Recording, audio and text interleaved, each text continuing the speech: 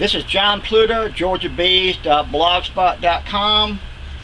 I'm going to show you how today of how I cut the boards that I use with an inexpensive table saw, of how I do with minimal movement of the saw blades to do the frame rest, the rabbet joints, and your handhold initial cutouts all in one simple steps.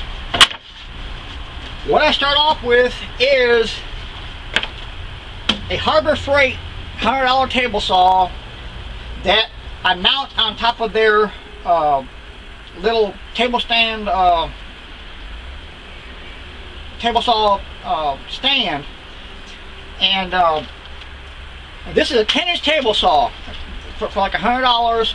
I remove the 10-inch blade, and what I do is I used to use dado blades.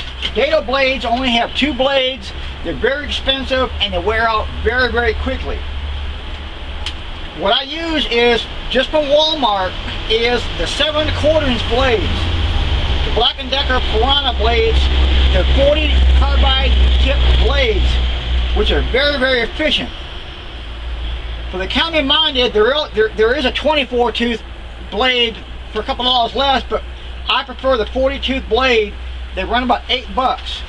The problem with Walmart is most stores only carry 2 or 3 blades at one time, so you need to either stock up in advance or visit more than one store, because what I do is I use 4 blades. I always keep backups of brand new blades, but these will last me between 3 and 6 months. They go a long time. What I do is I use 4 blades. Because the teeth are offset, I remove the 10-inch blade and I insert 1 blade and then a small thin washer, 1 blade, small thin washer, 1 blade, small thin washer. And so I know I use 4 blades at one time for my dados. You can go 5 if the table saw you do has enough space on the spindle with a nut. And so it's kind of just hit and miss. You figure out what's best for you, but this works very, very well for me. What I do is I set it 3/8 of an inch up. That is going to give me basically half of a 3/4 inch board is 3/8. That gives me the same cut for my end rabbet joint that I'm going to use. Either my pressure treated 1/2 inch plywood scrap or 5/8 inch plywood non-treated. And with the 5/8, it's going to take one more adjustment.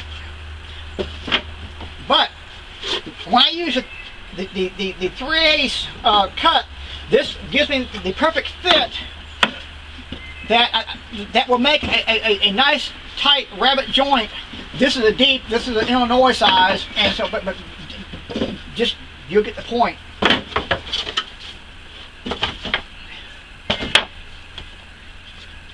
Basically, what I do is I always look at the board and whichever way it's cupping, and if you ever have a little knot on the end, that's where my joint's going to go.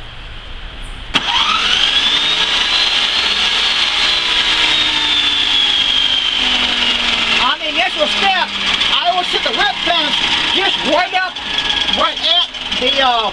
at the blades.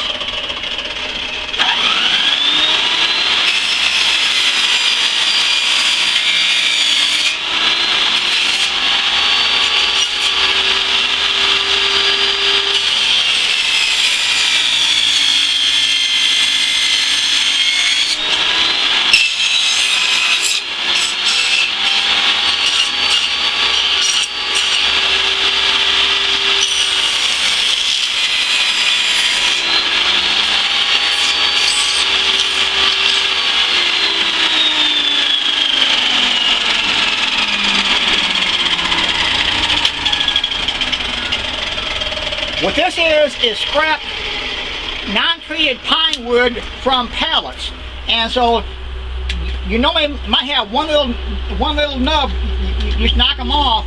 What this has given me is a 5/8 frame rest set and a 5/8 end cut, which matches in real well with my 1/2" plywood, and it makes a nice little fit. If I'm going to use, I'll show you just a second here. Now, this here is a non-treated plywood. Now, I'm also going to throw together some shallow honey supers, which I'm extremely low on right now, and so this is cut to fit on shallow pressure treated lumber from Lowe's. It's basically the same thing.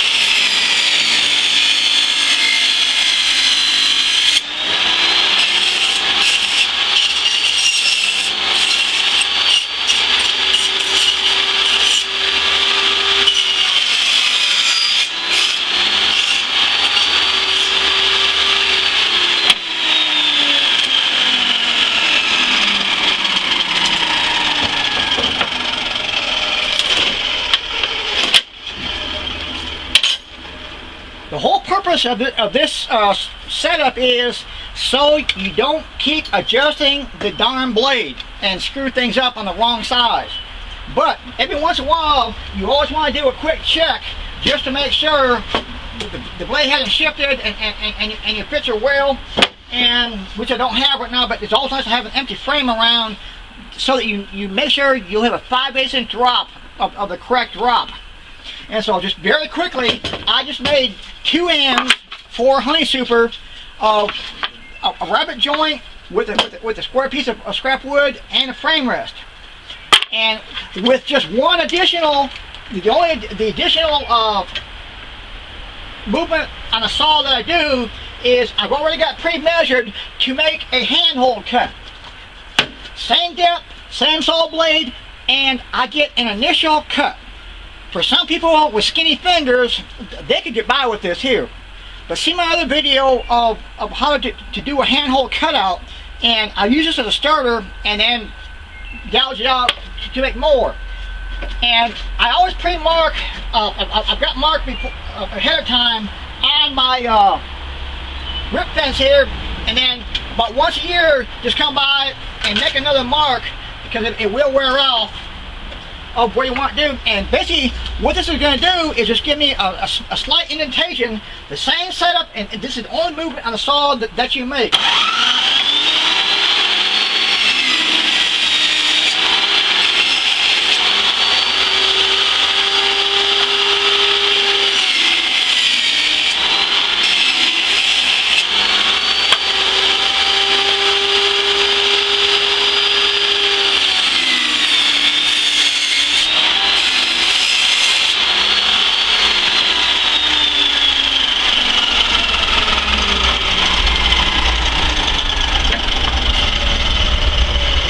What this is giving you is an initial start for a handhold, and if it's pressure treated or especially on the pine, if you're going to come back and treat these with copper naphthalate, which I always do, you always want to knock off your little pieces of wood splinters so that they won't soak up and waste your